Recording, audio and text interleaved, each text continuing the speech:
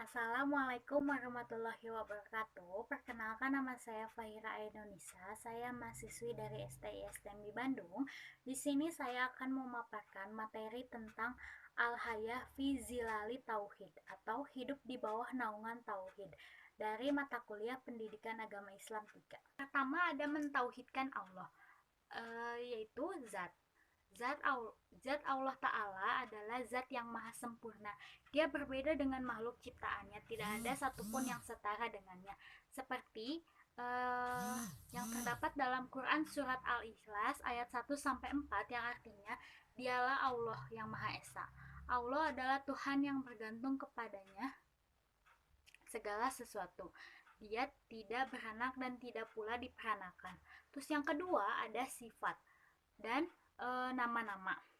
As-sifat dan al-asma atau nama-nama Allah Ta'ala yang maha sempurna. Allah berfirman dalam Quran surat Al-A'raf ayat 180 yang artinya, hanya milik Allah Asmaul Husna, maka bermohonlah kepadanya dengan menyebut Asmaul Husna itu. Ditinggalkanlah orang-orang yang menyimpang dari kebenaran dalam menyebut namanya. Nanti mereka akan mendapat balasan terhadap apa yang telah mereka kerjakan. Yang terakhir ada af'al atau perbuatan. Penciptaan langit, bumi, dan isinya merupakan af'al atau perbuatan Allah Subhanahu wa Ta'ala, dan tidak ada yang bisa menolak ketetapan dan kehendaknya. Allah berfirman dalam Quran surat Al-Buruj ayat 16 yang artinya, Maha Kuasa berbuat apa yang dikehendakinya. Sekarang ada macam-macam tauhid. Yang pertama ada asma wa sifat. At-tauhidu asma wa sifat yaitu meyakini bahwa Allah Ta'ala yang memiliki nama-nama dan sifat-sifat yang sempurna dan tidak ada yang serupa dengannya. Lalu ada rububiyah. Tauhid rububiyah yaitu mentauhidkan Allah dalam kejadian-kejadian yang hanya bisa dilakukan oleh Allah, serta menyatakan dengan tegas bahwa Allah Ta'ala adalah Rob, Raja, pencipta semua makhluk, dan Allah lah yang mengatur dan mengubah keadaan mereka. Lalu ada tauhid mulkiyah. Tauhid mulkiyah menuntut kita untuk menjadikan Allah sebagai satu-satunya pemimpin, pelindung, penolong, pembuat hukum, dan pemerintah. Terus ada uluhiyah. Tauhid uluhiyah adalah pengesaan Allah dalam ibadah, yakni bahwasanya hanya Allah lah satu-satunya yang berhak diibadahi. Lalu ada rangkuman kalimat la ilaha illallah. Inti dari kalimat ini adalah melepaskan diri dan menjauhi tauhid dan beribadah hanya kepada Allah saja.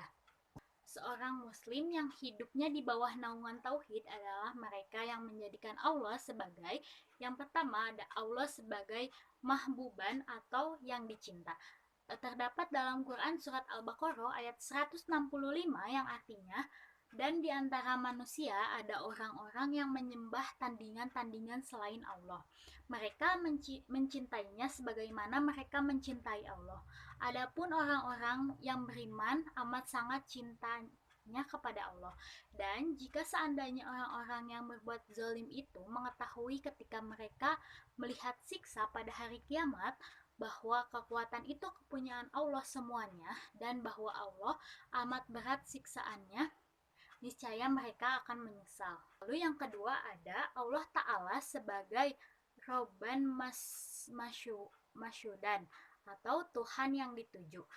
Allah berfirman dalam Quran surat Al-An'am ayat 162 yang artinya, katakanlah sesungguhnya sembayangku, ibadahku, hidupku, dan matiku hanyalah untuk Allah, Tuhan semesta alam. Lalu ada Allah sebagai malikan mutaan atau raja yang ditaati. Allah berfirman dalam Quran surat An-Nisa ayat 59 yang artinya, hai orang-orang yang beriman, taatilah Allah dan taatilah Rasulnya dan ulil amri di antara kamu. Kemudian jika kamu berlainan pendapat tentang sesuatu, maka kembalikanlah ia kepada Allah atau Al-Quran dan Rasul atau sunnahnya.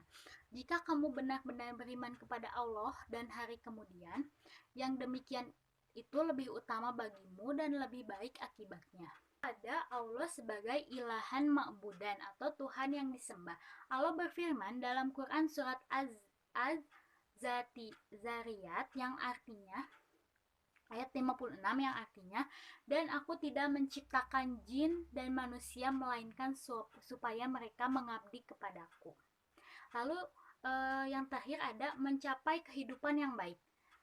Jadi dengan hidup di bawah naungan tauhid, manusia akan terbimbing ke arah hayatun toyiban atau kehidupan yang lebih baik. Sekian pemaparan dari saya. Mohon maaf apabila ada kesalahan. Wassalamualaikum warahmatullahi wabarakatuh.